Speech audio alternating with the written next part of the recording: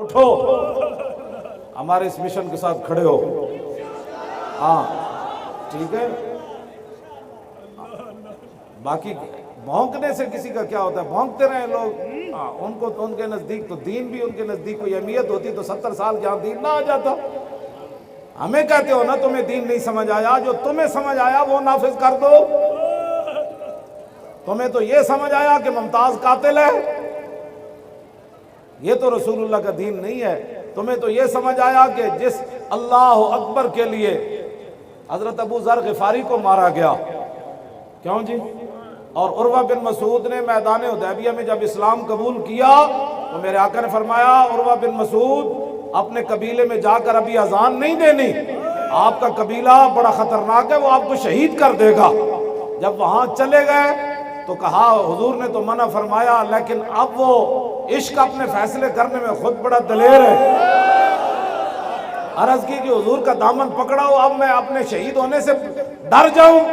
تو آپ نے سویرے اٹھ کر اپنے قبیلے میں جب اللہ اکبر کہا نا تو پورا قبیلے کے سردار تھے اور پورے عرب میں ان سے بڑا کوئی سامنے مذاکرات کرنے والا پورے عرب میں ان سے بڑا کوئی نہیں تھا. لیکن جب دامن مصطفیٰ پکڑا تو صبح جب گھر پہنچے تو اذان کا ٹائم ہو گیا. آپ نے پہنچے کہا اللہ اکبر اللہ اکبر.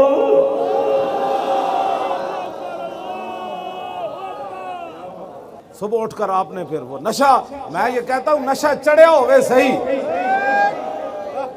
تے دنیا دی کوئی ترشی اس نشے نو اتار نہیں سکتی.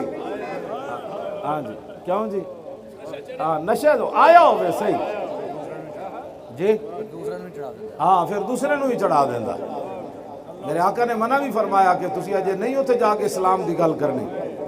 لیکن کمال ہے، عشق سلطان است و برہان مبین، عشق را ہر دو عالم زیر نگی. اقبال کہندا دوویں جہان تھلے تے عشق کتے. کیوں جی؟ یہ بادشاہ بھی ہے تے کھلی دلیل بھی ہے. عشق سلطان است و برہان مبین، عشق را ہر دو عالم زیر نگی.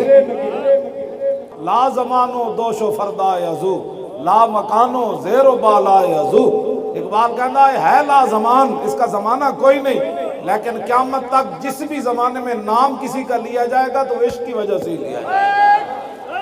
یہ اپنا زمانہ کوئی نہیں. ہاں جی. اور کسی زمانے میں جس کا بھی نام آئے گا تو عشق کی وجہ سے آئے گا.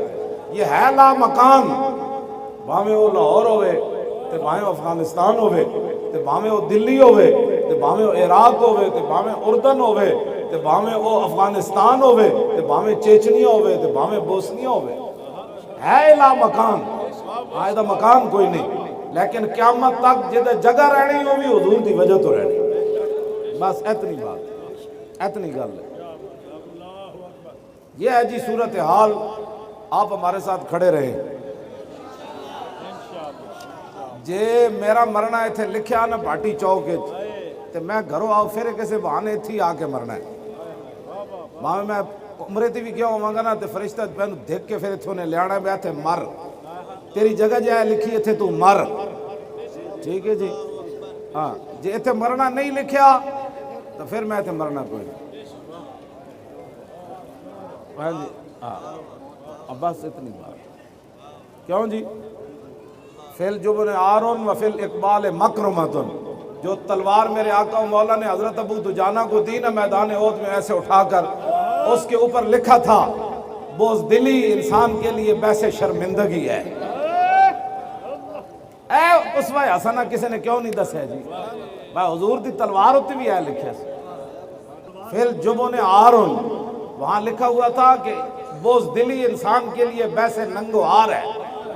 وفی الاقبال مکرمتن، آگے بڑھنا انسان کے لیے عزت ہے. اقبال من آگے بڑھنا، آگے بڑھنا عزت ہے. مکرمتن، مکرمتن. فی الجبن، جبن بزدلی، چونکہ ایسے تھا تو حالات نہیں ٹھیک. حضور نے فرمایا یہ بیسے ننگوار، آگے بڑھنا عزت ہے. اور آگے میرے آقا نے کیا ارشاد فرمایا؟ فرمایا والمرء بالجبن لا ینجو من القدر. میں سن لو وہ دہن جس کی ہر بات وہی خدا. چشمہ علم و حکمت پہ لاکھوں سلام۔ فرمایا سن لو قیامت تک کوئی بندہ اپنی بزدلی کی وجہ سے تقدیر سے نہیں بچ سکتا۔ جب تقدیر آنی ہے تو وہ بھاگ رہا ہو پھر بھی موت آنی ہے، ایسے کھڑا ہو پھر بھی آنی ہے۔ جڑے سانو تانے دیتی پھر دینا تو جب آن گے نا اسرائیل تو کہنا ذرا جناب میں تو بڑا بزدل جا بندہ ہونا کہ ہن بزدل ہے یا طاقتور ہے لمحہ پاؤ